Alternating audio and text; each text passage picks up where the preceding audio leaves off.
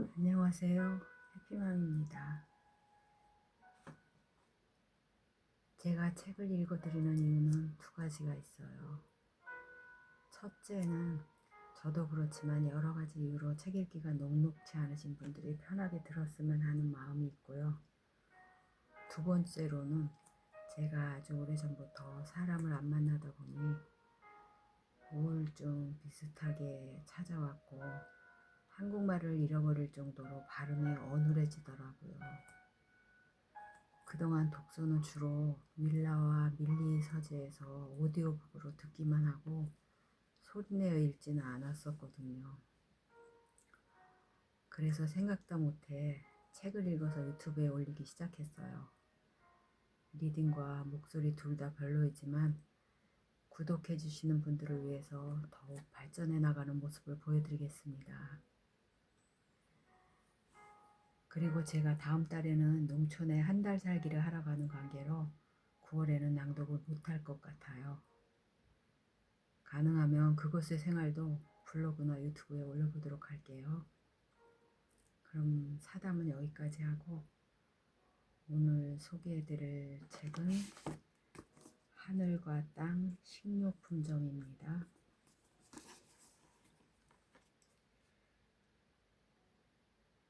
펜실베니아 포츠타운의 작은 마을 치킨힐.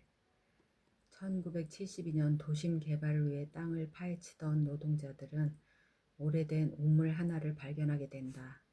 그리고 그 우물 바닥에는 해골 한 구가 놓여 있었다. 유대인과 흑인, 이민자들이 나란히 모여 살며 야망과 슬픔을 공유하던 낡은 산동네 치킨힐 주민들이 오랫동안 간직해온 비밀이 세상에 드러난 셈이 었다. 해골의 정체는 무엇이고 왜 그곳에 있게 되었을까?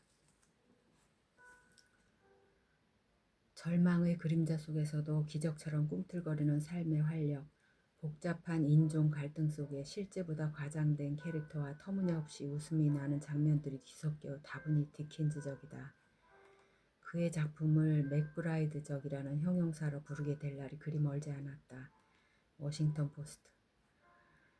맥브라이드는 1920년부터 30년대 미국 이민자들과 과거 노예였던 사람들의 눈을 통해 빠르게 변화하던 당시의 세계를 매우 훌륭하게 포착했다. 지금 우리에게 새로운 경각심과 함께 불가능해 보이는 상황에서도 사랑과 공동체의식, 적극적인 행동만이 우리를 구할 수 있다는 사실을 보여주고 있다. 뉴욕타임즈. 올해의 최고의 소설, 특별한 마술을 부린 듯 가슴을 뛰게 한다. NPR. 역사에 보이지 않는 바람을 타고 매처럼 큰 원을 그리면서 그는 사랑과 분노, 위트를 담아 미국의 깊은 상처에 관해 썼다. 영화배우 에단 호크. 재즈 선율처럼 마음을 흔드는 문장과 단락. AP통신. 매번 그의 책을 읽을 때마다 이건 그의 최고의 책이라고 생각했다. 하지만 아니었다. 하늘과 땅 식료품점은 정말 그의 최고의 책이다. 톰 레이크 작가 앤 피책.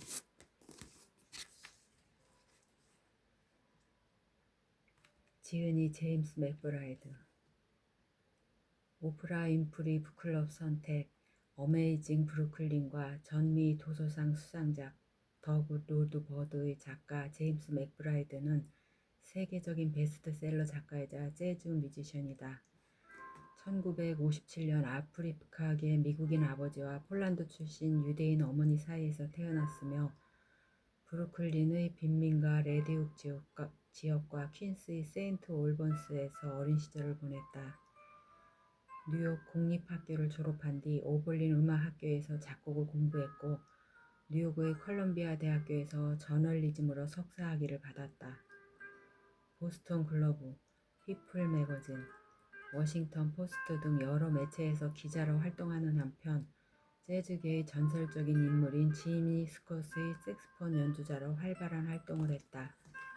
또한 뮤지컬 음악 감독 겸 작곡가로도 명성을 날리며 다양한 문화예술 분야에서 재능을 인정받았다. 1996년 출간한 자신의 어머니와 가족에 관한 에세이 컬러 오브 워터는 2년 이상 베스트셀러 목록에 올랐고 미국 전역의 고등학교와 대학교에서 교재로 사용되었다. 2003년 2차 세계대전 실화를 바탕으로 한 소설 안나 성당의 기적은 스파이크 리 감독에 의해 영화로 만들어졌고 이 영화의 시나리오를 썼다. 2009년에 흑인 노예 문제를 다룬 소설 아직 불리지 않은 노래를 발표하며 작가로서의 입지를 확고히 했고 더군 노드 버드로 내셔널북 어워드를 수상하였다. 이후 국가인문훈장을 받았으며 2024년에는 타임지 선정 가장 영향력 있는 100인에 올랐다. 현재 하늘과 땅 식료품점은 영화 제작사 A24와 스티븐 스필버그 제작사에서 함께 영화 제작을 확정 발표한 상태이다. 옹기니 박지민 한양대학교를 졸업하고 캐나다에서 영어를 공부했다. 25년간 해외 영업을 하며 여러 나라를 오가며 일했고 책 읽기와 여행을 좋아한다. 원문의 감성을 최대한 살리되 독자가 읽기 좋은 번역을 위해 끊임없이 노력하고 있다. 옮긴 책으로는 리마인더스 오브 힘이 있다. 1장 허리케인 펜실베니아 포츠타운에 자리한 치킨힐에는 오래된 신호부터에 사는 나이든 유대인이 하나 있었다. 헤이즈 거리 근처의 오래된 우물바닥에서 펜실베니아주 경찰이 유골을 발견했을 때 제일 먼저 찾아간 곳이 바로 이 유대인 노인의 집이었다. 1972년 6월의 어느 날이었다. 도시개발업자들이 새로운 타운하우스로 가는 도로를 만들려고 헤이즈 거리 구역의 바닥을 파헤친 다음 날이었다. 경찰은 우물 안에서 벨트버클 하나와 펜던트, 오래된 실뭉치를 찾았다고 말했다. 그러고는 장식품처럼 생긴 펜던트를 내밀며 혹시 이것이 무엇인지 아느냐고 물었다. 매주자라고 노인이 대답했다. 경찰은 이 집 출입문의 문기둥에 있는 것과 비슷하다며 펜던트가 아닌 출입문의 장식품이 아닌가 물었다. 노인은 어깨를 으쓱하더니 유대인의 삶은 늘 움직이는 삶이라고 말했다. 뒷면에는 히브리어로 이렇게 쓰여 있었다. 세상에서 가장 위대한 댄서의 집. 당신은 히브리어를 합니까? 내가 스와힐리어도 할 줄 아는 것처럼 보입니까? 대답하시오. 히브리어를 합니까? 못합니까? 가끔 배워보려고 했지만 벽에 부딪혔지요. 그리고 당신이 말락이라는 그 댄서죠? 그렇죠. 주변 사람들이 그렇게 말하더군요. 당신이 훌륭한 댄서라고요. 과거엔 그랬지요. 이미 오래전에 포기했지만요. 매주자는 뭡니까? 좀 전에도 말했지만 이곳 출입문에 있는 것과 똑같아요. 이곳이 유대인 예배당 아니었던가요? 그랬지요. 누가 지금 소유하고 있습니까? 이 주변 모든 땅이 누구 소유이던가요? 노인이 말했다. 흐릿한 창문 너머 환하게 빛나고 있는 사립학교를 향해 그는 고개를 까닥였다. 터커스쿨.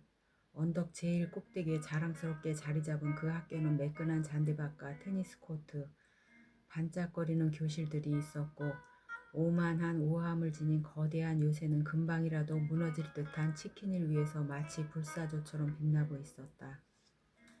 저들이 지난 30년 동안 나를 매수하려고 했었죠. 노인이 말했다. 경찰을 향해 그가 활짝 웃어 보였는데 윗 잇몸에 버터 덩어리처럼 달린 누런 이빨 하나를 제외하고는 이가 하나도 없었다. 당신이 용의자입니다. 그들이 말했다. 용의자요?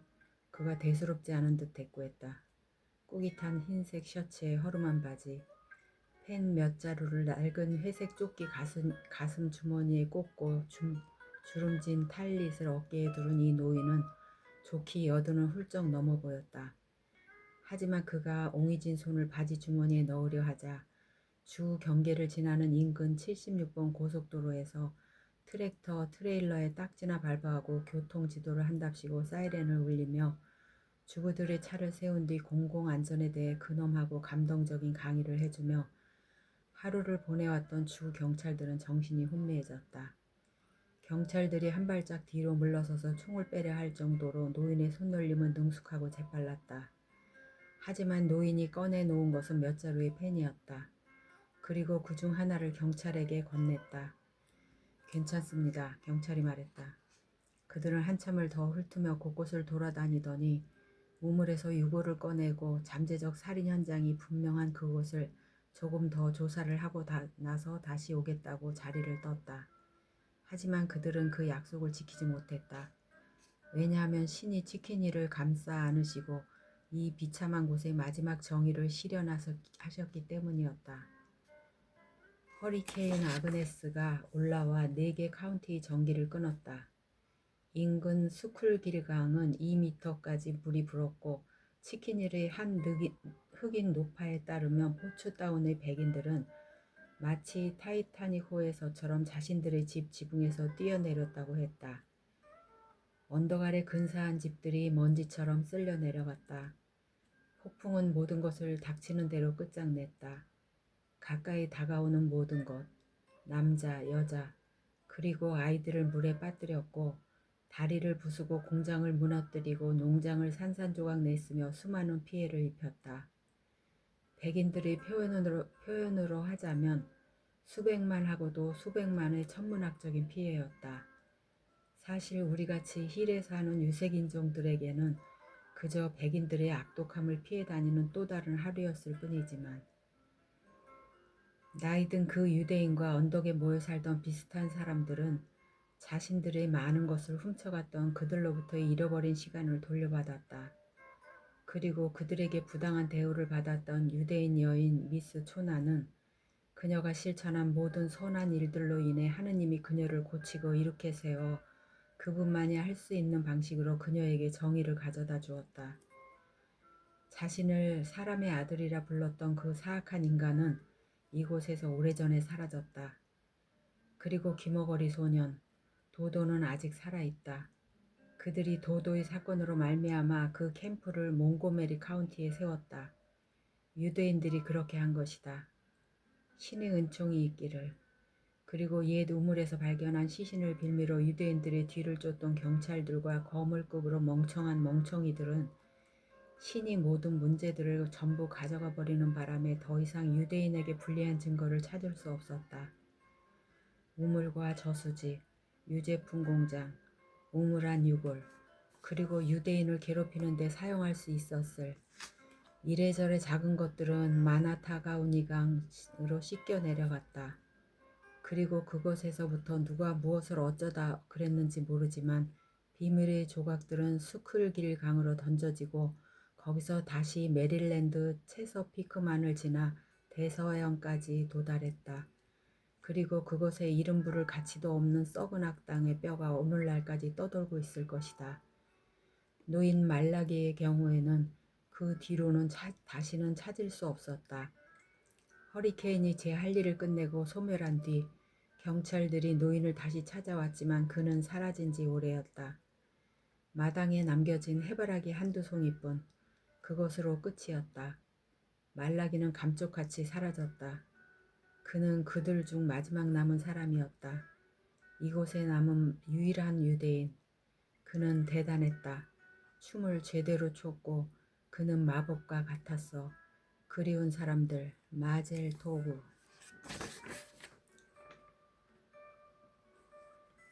2장 불길한 징조. 건설 노동자들이 치킨힐의 오래된 우물에서 유골을 발견하기 47년 전 펜실베니아주 포츠타운의 유대인 극장 운영자 모셰는 모세에 관한 꿈을 꾸었다. 2월의 어느 월요일 아침 모셰는 메인 스트리트에 있는 올 아메리칸 댄스홀이라는 작은 극장에서 칙 웨브의 하룻밤 단발 공연의 잔재를 치우고 있던 참이었다.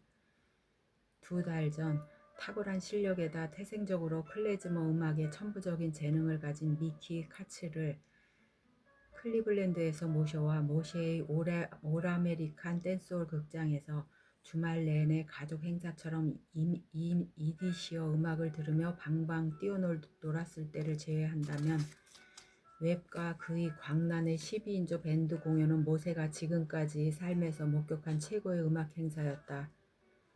다시 생각해봐도 예전 미치 카츠의 공연은 정말 굉장했다.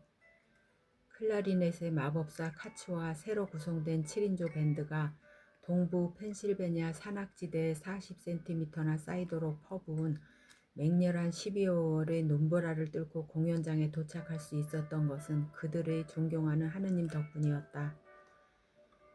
뉴욕 북부와 메인주 등 5개 주에서 이 공연을 보기 위해 온 유대인은 신발 판매원, 상점 주인, 재단사, 대장장이, 철도 페인트공, 정육점 주인, 그리고 그들의 아내들까지 모세가 세어보니 모두 249명이나 되었다. 안식일에 코셔를 지키지도 못한 치즈와 달걀을 먹으면서 블루리지 산맥을 가로질러 테네시에서 사흘 동안 차를 몰고 온 부부도 4쌍이나 되었다. 여드레 동안 집에 촛불을 밝히는 한우카 바로 직전임에도 유대인 친구 녀석들과 함께하기 위해서 온 사람들이었다. 2대의 낡은 차에 그중 한 대는 난방도 되지 않음에도 몸을 구겨놓고 사나운 눈보라를 뚫고 온 4쌍의 부부는 도착했을 당시 기분이 매우 좋지 않았다. 그들은 눈이 더 올 거라는 소식을 듣자 즉시 돌아가겠다고 했지만 모세가 그들을 설득했다. 그것은 모세의 타고난 능력이었다. 모세는 말로 악마의 뿔도 떼어낼 수 있는 만한 사람이었다. 인생에서 젊은 천재의 음악을 들을 수 있는 기회가 대체 몇 번이나 될까요? 모세가 그들에게 말했다. 여러분의 삶에서 가장 위대한 사건이 될 겁니다. 모세는 그들을 치킨일 하숙집의 쥐꼬리만한 방으로 안내했다. 이 마을의 흑인, 유대인, 그리고 백인 이민자들 중 형편이 어려운 사람들이 모여 사는 먼지가 풀풀 리는 도로가에 금방이라도 무너질 듯한 집들이 모여있는 동네였다. 그들을 따뜻한 장작 난로 앞에 앉히고 따스한 차와 계필테 PC를 먹인 후 하스칼라 유대인과 결혼하지 않으려고 창문 밖으로 뛰어내렸다가 오스트리아 태생의 하시드 랍비에게 떨어졌던 그의 루마니아 출신 할머니 이야기로 그들을 즐겁게 해주었다. 할머니가 그를 진흙탕에 넘어뜨린 거죠? 모세가 목축 높여 말했다. 그가 고개를 들었을 때 할머니는 그의 손금을 읽고 있더랍니다. 그렇게 둘은 결혼을 했죠. 루마니아 사람들은 역시 제정신이 아니라는 듯 그들의 얼굴에는 미소와 웃음이 번졌다. 사람들의 웃음소리가 귀를 간지럽히고 나서야 모세는 극장 앞에서 눈을 맞으면서 문이 열리기만을 애타게 기다리고 있을 사람들에게로 달려갔다. 치킨힐의 진흙탕 길을 따라 메인 스트리트에 있는 극장에 다다랐을 때 모세는 가슴이 철렁 내려앉았다. 1시간 전에 만들어지기 시작했던 임시 대열이 거의 300명 가까운 무리로 폭발적으로 늘어나 있었다. 게다가 공연장에 도착한 신경질적인 천재 카츠가 끔찍한 폭풍우와 싸우고 여기까지 오느라 기분이 썩 좋지 않은 상태이며 지금 당장 떠나겠다는 위협을 하고 있다는 보고를 받았다. 모세는 급히 안으로 뛰어들어갔고 그가 언제나 믿을 수 있는 지원군 네이트 팀블린이 카츠와 그의 밴드를 무대 뒤편 따뜻한 난로 앞에 앉히고 물잔에 담은 뜨거운 차와 신선한 코셔 달걀, 게필테 PC와 한라빵을 뷔페식으로 차려놓고 대접하고 있는 것을 보고서야 안심했다. 젊은 카츠는 만족한 듯 보였다. 그와 그의 밴드는 식사를 마치는 대로 공연 준비를 하겠노라고 말했다. 그래서 모세는 줄서 기다리고 있는 사람들로부터 시간을 좀 더 벌어볼 요량으로 밖으로 나갔다.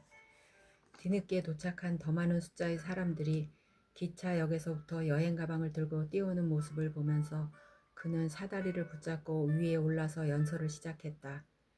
평생토록 미국에서 이렇게 많은 유대인이 한자리에 모인 것을 본 적이 없었다. 필라델피아에서 온 개혁주의자들은 단추가 가득 달린 셔츠를 입고서 피츠버그 철공소 노동자들, 유니온타운과 스프링시티에서 온 얼굴이 시커먼 탄광 강부들과 어깨를 나란히 하고 서 있었고 펜실베니아 철도 로고의 모자를 쓴 사회주의 철도 인부들과는 서로 몸을 밀치며 자리다툼을 하고 있었다. 일부는 아내를 데려왔다. 여자들과 함께 온 다른 여러 사람들도 보였지만 모피코트에 가죽 부츠를 신고 화려한 머리 스타일을 한 그녀들이 아내가 아닌 것은 분명해 보였다. 한 남자는 자신보다 15cm나 큰 비유대인을 대동하고 있기도 했다. 어떤 이들은 게르만어로 중얼거렸고 누군가는 이디시어로 수다를 떨었다. 또 누군가는 바이에른 방언으로 소리를 지르고 일부는 폴란드어를 썼다. 모셰가 잠시 공연이 지연될 것이라는 발표를 하자 군중들은 더욱 떠들썩해졌다. 그때 카프탄을 입고 곱슬머리를 잔뜩 머리에 구겨넣은 채 옆으로 젖혀 쓰고는 마대 하나를 메고 있던 젊은 잘생긴 하시드 한 명이 자신은 피츠버그에서 먼 길을 왔으며 여자와는 전혀 춤을 추지 않겠다며 갑작스레 선언처럼 말을 했고 이에 사람들의 웃음이 터져 나왔다. 그중 몇몇은 독일어로 폴란드 멍청이들은 풋내기처럼 옷을 입는다는 등 거친 말을 내뱉었다. 모셰는 어찌해야 할지 당황스러웠다. 당신이 여성과 춤을 추지 않을 생각이라면 왜 춤을 추러 왔습니까? 모셰가 그 남자에게 물었다. 저는 춤추는 사람을 찾고 있는 게 아닙니다. 그 잘생긴 하시드가 무뚝뚝하게 말했다. 저는 아내를 찾고 있어요. 자리에 모인 사람들이 다시 웃음을 터뜨렸다. 이후 화려하게 음악으로 펼쳐놓은 카츠의 마법 같은 시간 속에서 그 남자가 밤새도록 지치지도 않고 춤을 추는 모습을 모셰는 경이롭게 지켜보았다. 그는 모셰가 지금까지 본 적 있을 법한 모든 종류의 스텝을 신명나게 추었다. 어린 시절 떠돌이 유대인인 푸스게이어의 삶을 살았던 모셰는 루마니아와 이스라엘의 민속 무용인 호라, 러시아 행진, 동유럽 포크 댄스, 코사크 하이스텝까지 온갖 춤을 다 보았다. 그럼에도 그 하시드의 팔꿈치 비틀기나 탄력 있는 우함을 가진 거칠지만 재주가 돋보이는 리듬감 있는 회전은 놀라움 그 자체였다. 그는 가까이 다가오는 여자라면 누구와도 춤을 췄고 그 숫자는 엄청났다. 모셰는 그 남자는 분명 마법과 같은 인물이라는 결론을 내렸다. 그 다음 나흘 밤은 모셰가 본 가장 특별한 기쁨으로 가득 찬 유대인 축제의 밤이었다. 모셰는 사업이 첫 발을 내딛기도 전에 거의 망할 뻔했던 상황에서 이 정도면 기적이 일어난 거나 다름없다고 생각했다. 그는 티켓 판매를 위한 홍보 차원에서 몇 주 전부터 전단을 뿌렸었다. 모셰는 유대인 예배당인 회당과 유대인들이 여행하면서 머물 수 있는 숙소의 연락처가 나열된 유대인 십자가 명부를 사용해서 노스캐롤라이나에서 메인주 사이에 있는 모든 회당, 하숙집, 호스텔에 전달을 보냈다. 12월 15일 펜실베니아주 포츠타운에 있는 올 아메리칸 댄스홀 극장에서 재미 보장, 고향에 있는 가족들과의 추억을 담은 이 겨울 EDC를 위한 대미츠 카츠 쇼가 열린다는 내용이었다. 이 전단은 게르만어, 이디시어, 히브리어 그리고 영어 이렇게 4개 언어로 인쇄되어 있었다. 하지만 모셰는 시골 유대인 납비들의 조직력을 지나치게 과대평가했다. 모셰가 보낸 대부분의 전단은 끊임없이 쏟아지는 사망 알림, 바르미츠바 서약식, 일생에 단 한 번뿐인 할인 판매, 코셔 소 도축 심사, 탈리 제작 서비스, 사업 분쟁 심판 등의 전단에 묻히고 시골 랍비들의 삶에서는 매일 먹는 빵과 버터와 다름없다는 결혼식 중매 자본 속에서 잊혀지고 있었다.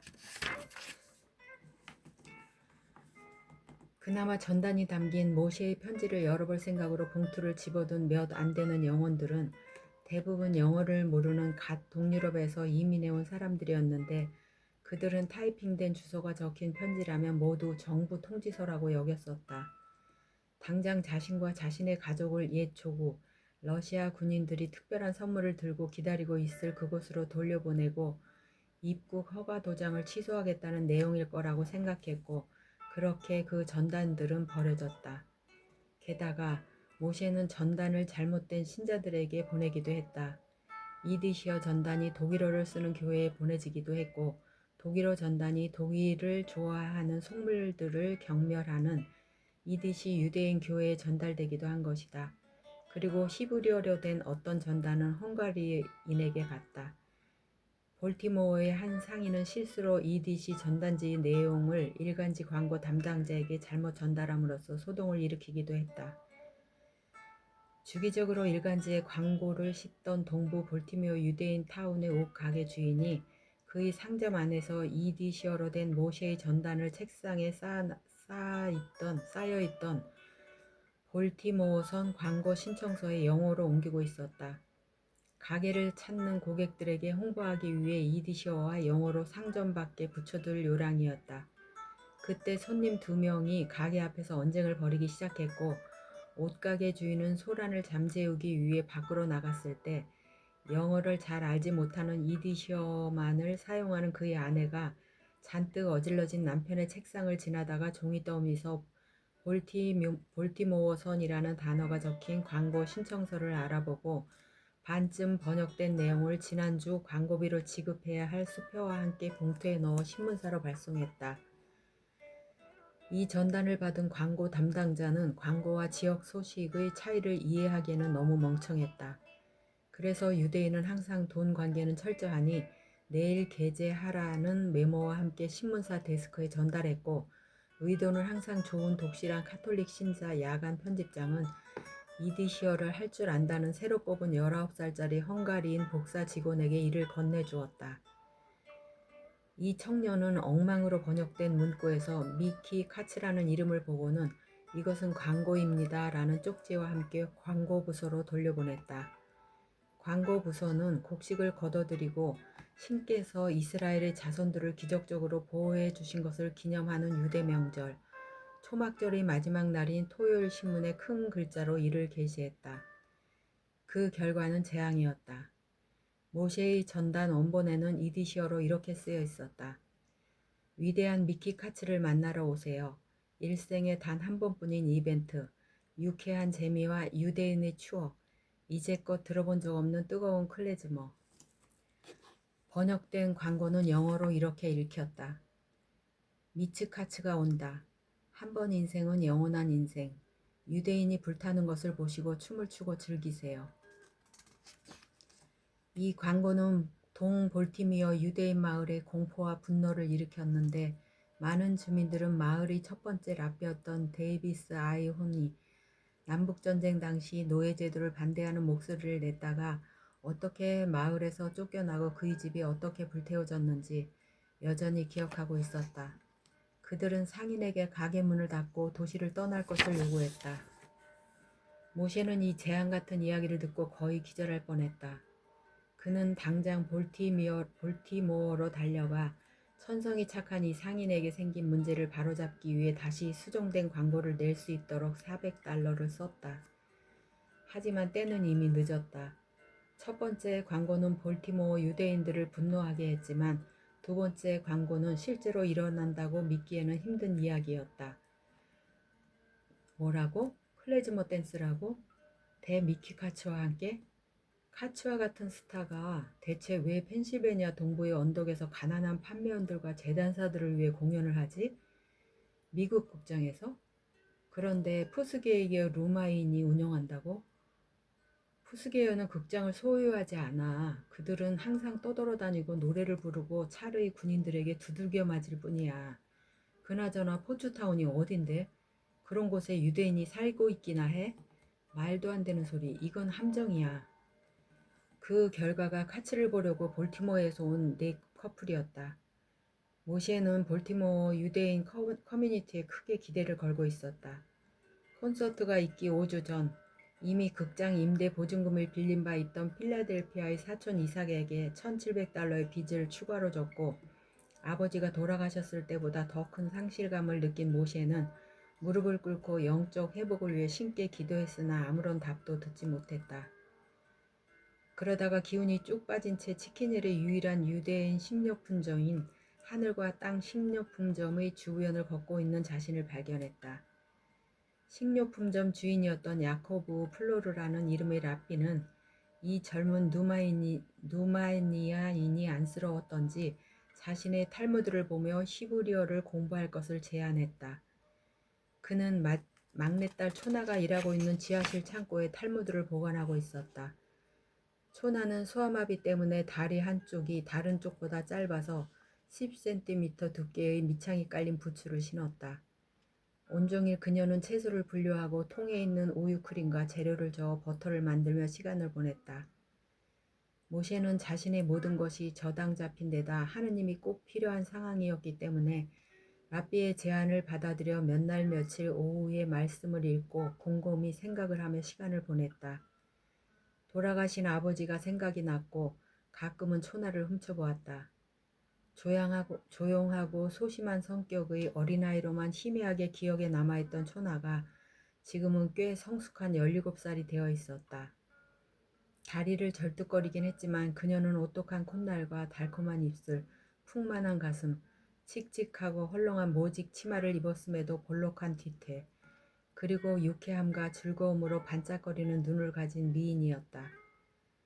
한창 혈기왕성한 21살의 모시에는 히브리어 공부를 하다 말고 고개를 들어 펜실베니아의 추운 밤 버터를 젓고 있는 초나의 뒷모습과 방의 절반만 데워주는 먼 구석의 석탄 난로를 떼느라 흔들거리는 그녀의 엉덩이를 넋놓고 바라보고 있는 자신을 여러 번 발견했다.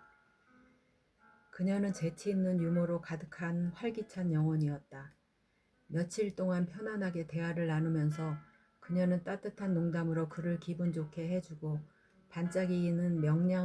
반짝이고 명랑한 눈빛으로 웃어주었다.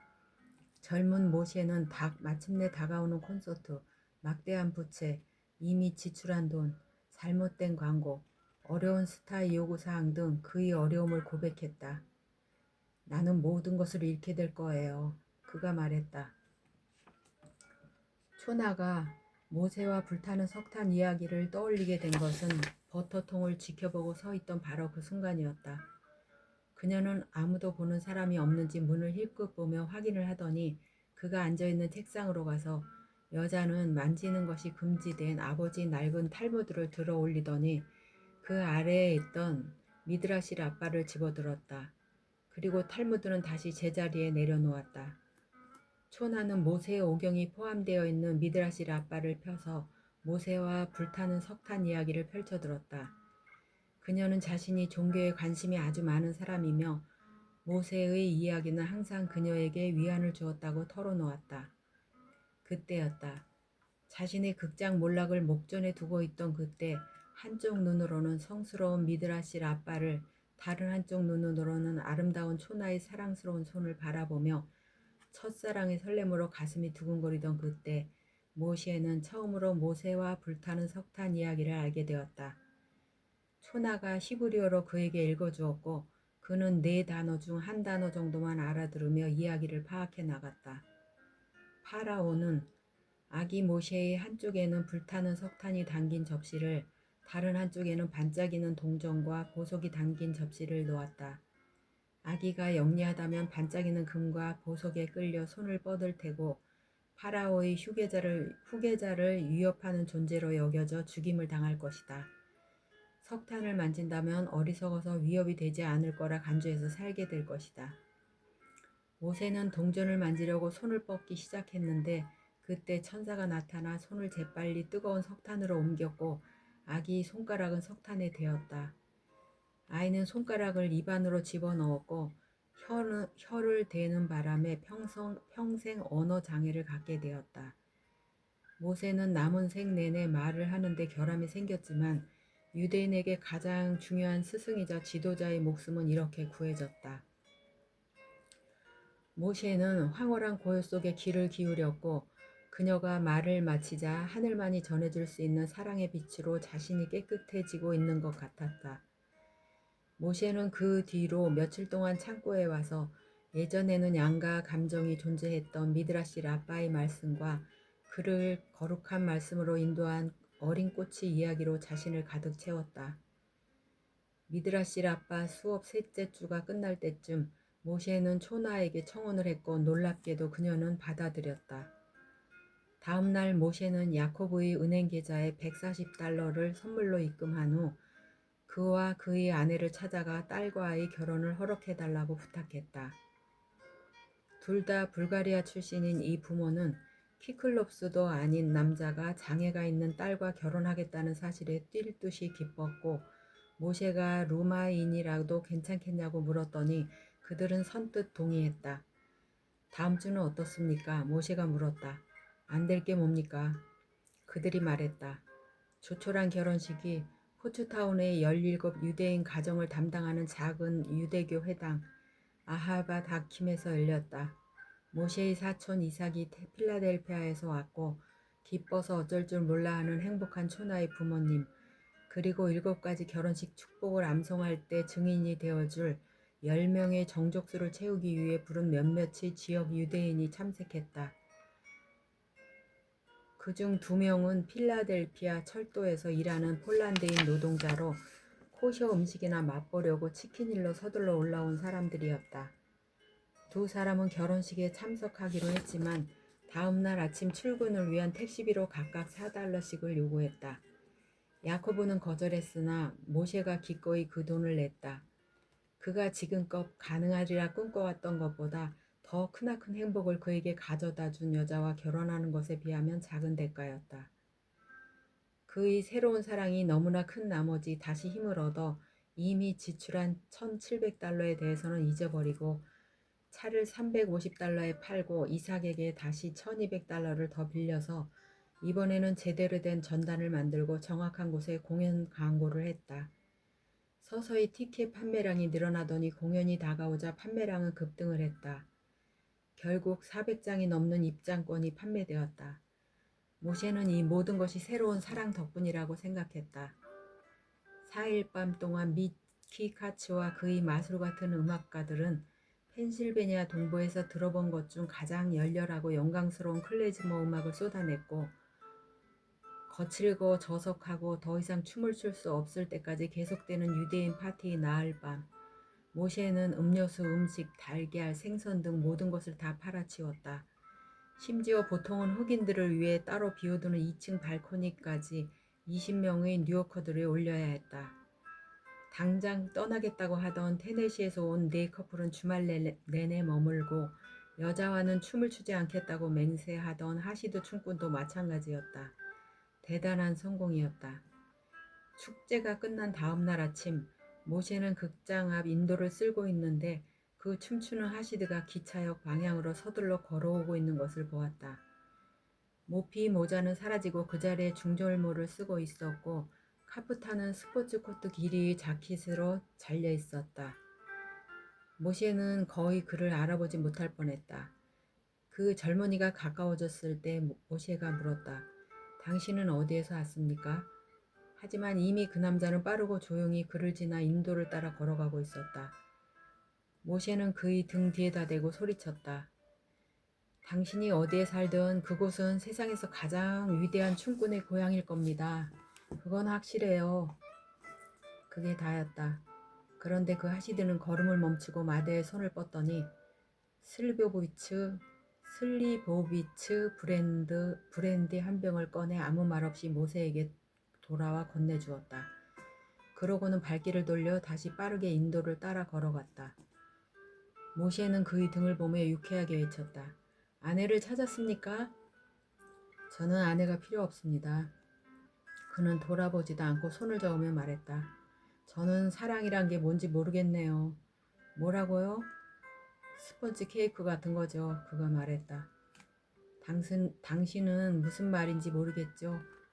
모셰가 대답을 하려는 찰나에 뭔가 터지는 소리가 선명하게 들렸다. 코르크 마개가 터지는 소리 같은, 하지만 훨씬 더 큰 소리의 폭발음이었다. 2사람은 얼어붙었다. 그들은 모셰의 극장 뒤 치킨힐에 있는 작은 집들이 얽히고 설켜 있는 곳을 올려다보았다. 허름한 집들 중 한 채에서 검은 연기가 피어오르더니 하늘로 사라졌다. 불길한 징조예요. 하시드가 말하며 서둘러 자리를 떴다. 모셰가 물었다. 당신 이름이 뭐죠? 하지만 하시드는 그대로 사라졌다. 여기까지 읽고 에필로그와 옹기니의 말을 읽어드리겠습니다.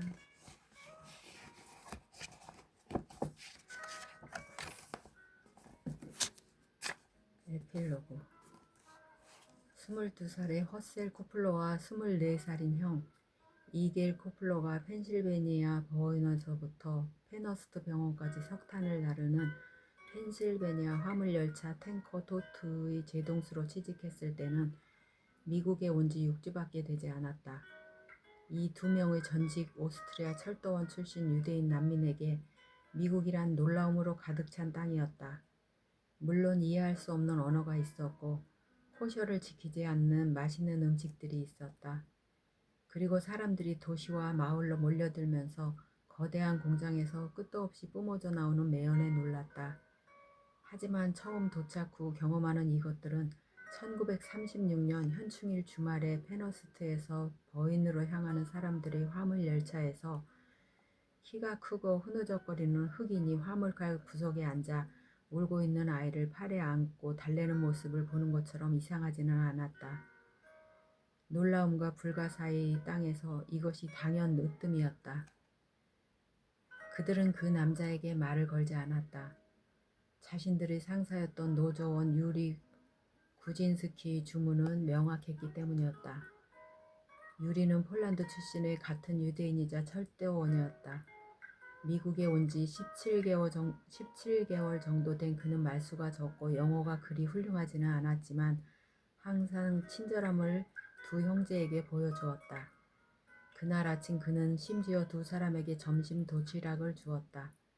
무슨 날인지는 정확히 몰라도 미국의 중요한 공휴일이 있는 주말이라 근처 코셔 상점이 모두 문을 닫아서 난감하던 차였다. 메모리얼 데이, 유리는 그렇게 불렀다. 무엇을 기억하는 날이지? 그들은 의아했다. 하지만 페너스트로 출발하는 그들의 첫 기차를 타기 위해 새벽 5시 20분에 기차에 올랐을 때 유리의 이디시어 지시는 명쾌했다. 그 기차에 흑인들을 태워줘. 그리고 버인에 가면 폴먼에게 넘겨줘. 허셀과 이겔 두 사람 모두 폴먼이 무엇을 뜻하는지 몰랐지만 물어보기에는 망설여졌다. 런치박스의 의미도 확신하지 못했기 때문이었다. 하지만 유리는 상사였다. 그래서 찬란한 펜실베니아 하늘에 여명이 들이우던 6시 5분 탱커 토드가 예정대로 버인의 철도 야적장에 천천히 들어섰을 때 두 사람은 두근거리는 마음으로 신호탑 창문을 올려다보았다. 그리고 유리가 구석진 화물창고 앞에 서 있는 흰색 셔츠에 넥타이, 반짝이는 신발, 풀먼 포토라고 쓰인 모자를 쓰고 있는 키 큰 흑인 2명을 고개로 가리키는 것을 확인했다. 두 흑인은 화물칸으로 성큼성큼 다가오더니 허셀과 이길에게 아무 말 없이 봉투 하나를 내밀며 은밀한 눈길을 보냈다. 그리고 나서 그들은 키 큰 흑인과 아이들을 데리고 철로를 가로질러 근처 다른 플랫폼으로 데려갔고 그곳에는 6시 14분 샌드힐이 필라델피아 30번가 역으로 운행하기 위해 짐을 내뿜고 있었다. 두 형제는 그 2명의 승객이 누구인지 알지 못했고 앞으로도 알 수 없겠지만 봉투를 열어보고 노조 일을 위한 40달러를 발견했고 함께 동봉된 쪽지에는 이렇게 쓰여 있었다. 공짜 새 신발을 위해 날 찾아오세요. 그리고 M 스크럽이라는 서명과 포츠타운 주소가 쓰여 있었다. 기차가 떠나는 것을 보며 점심 도시락을 들고 있던 이길이 동생에게 이디시어로 말했다. 그때 회당 회의에 머리수 채우러 갔던 날 기억해? 언제 말이야? 포츠타운 회당에서 말이야. 미크바의 개구리 때문에 사람들이 싸웠던 곳. 허셀이 껄껄 웃으며 고개를 끄덕였다. 이 선물이 거기서 왔다고 생각하지 않아? 허셀이 어깨를 으쓱했다. 왜 그럴 거라고 생각해?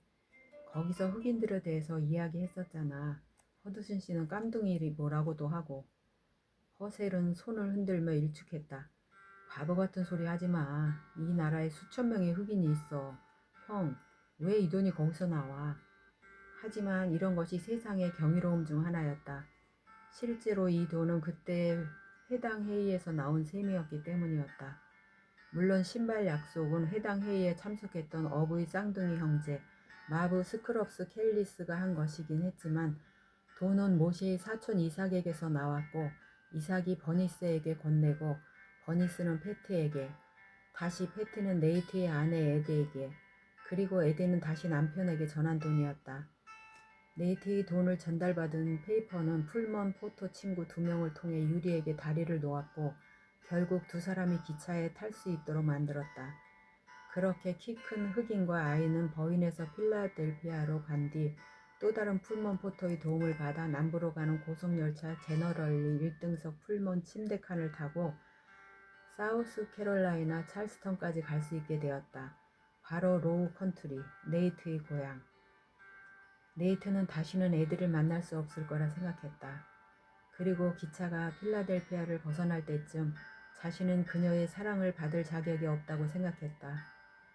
그러나 에디는 불굴의 용기와 사랑을 놓지 않는다면 늘 하느님이 뜻하시는 바가 있다고, 그녀는 언제든 그와 함께 할 거라고 말했다.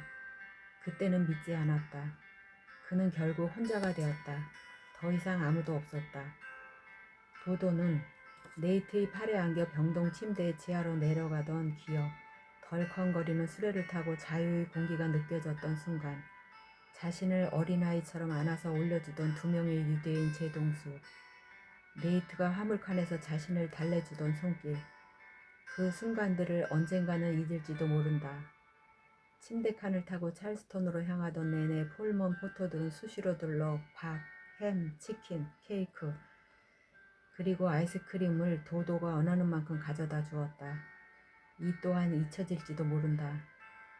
약물에 취해 있던 머릿속 안개가 거치는데 몇 주가 걸렸고, 페너스티의 기억과 그것에 갇히게 했던 그날의 슬픈 사건은 머리에 폭격을 퍼부은 듯 자신을 끊임없이 고통스럽게 괴롭혔다. 사실은 페너스트에서 나온 순간부터 그는 모든 소리를 잊었다. 더 이상 소리는 필요 없었다. 이제 그에게는 자신만의 소리가 있었기 때문이다. 아름다운 로우 컨트리의 풍경과 향기, 그리고 느낌이 그에게 노래하고 있었다.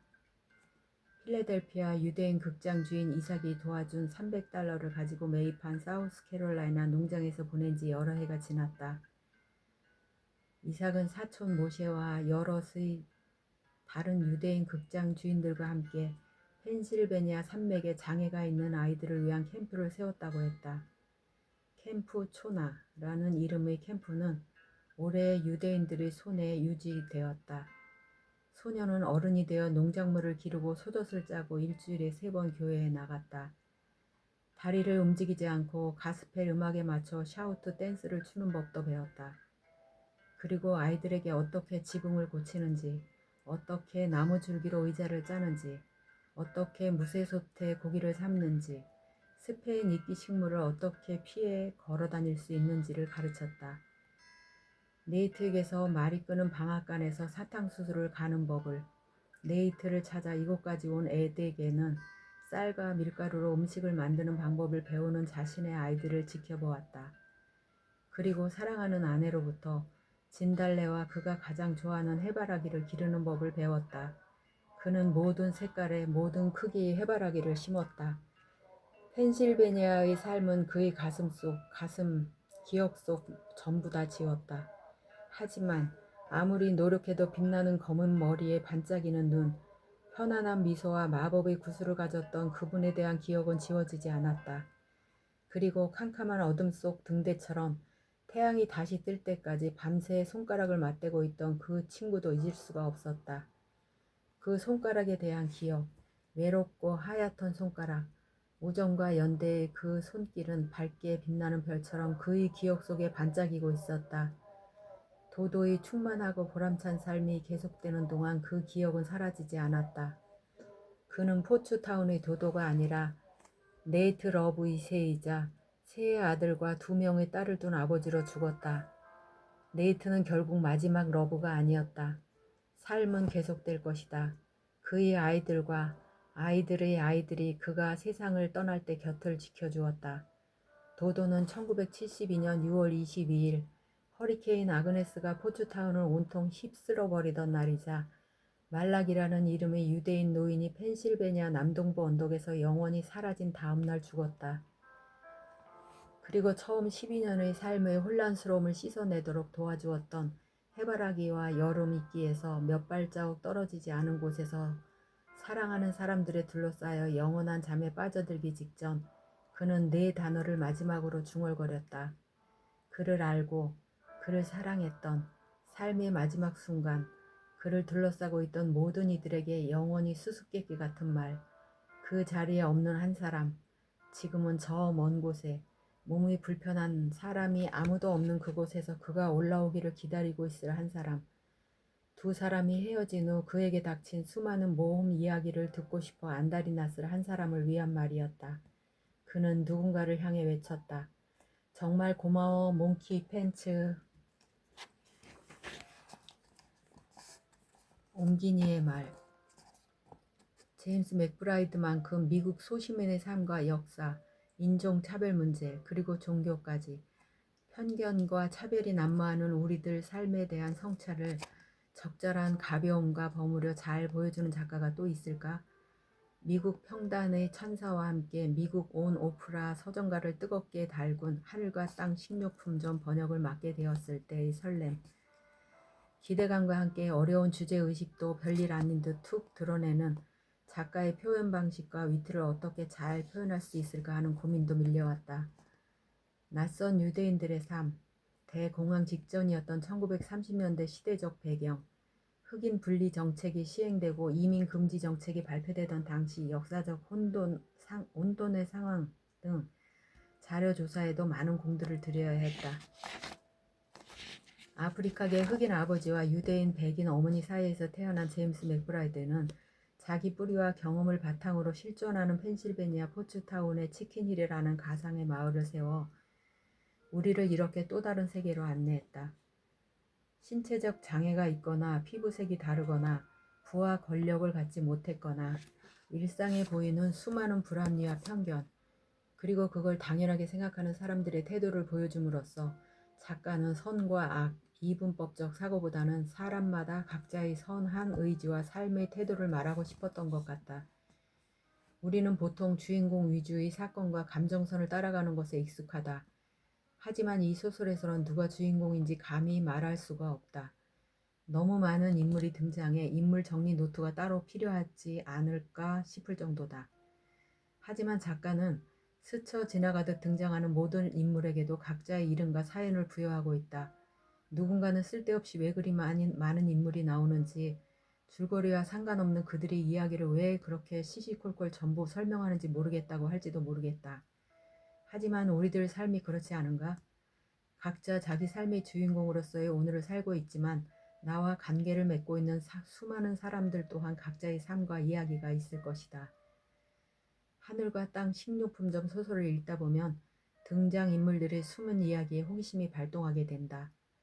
마치 영화의 속편을 기대하는 것처럼 각자의 인물이 주인공이 되는 또 다른 소설을 상상하게 된다고나 할까? 패티와 페이퍼는 서로의 마음을 확인했을까?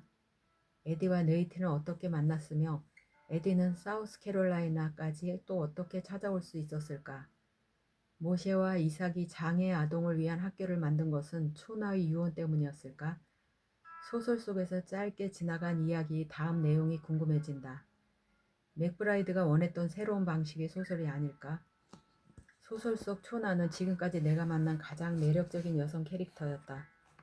많은 사회적 제약이 따랐던 1930년대 유대인 사회의 여성으로서 지적 호기심으로 금지된 책을 읽고 끊임없이 배움을 향해 나아갔던 진취적이고 열정적인 인물이었다.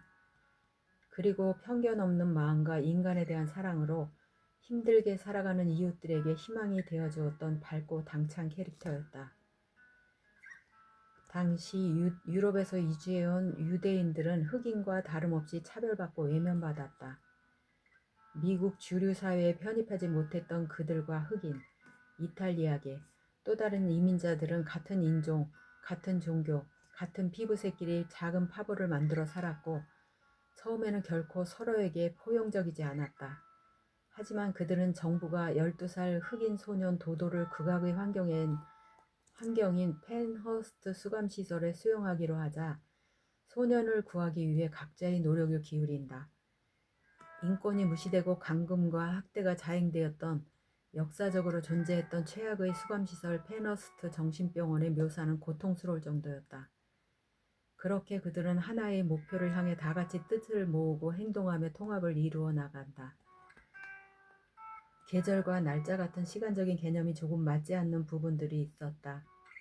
하지만 하늘에 눈부시게 반짝이는 별 하나보다 여러 별들이 각자의 중력을 서로를 붙잡아주고 밀고 당기며 돌아가는 별자리를 전체를 보여주고 싶었다는 맥브라이드의 의도에 초점을 맞추었다.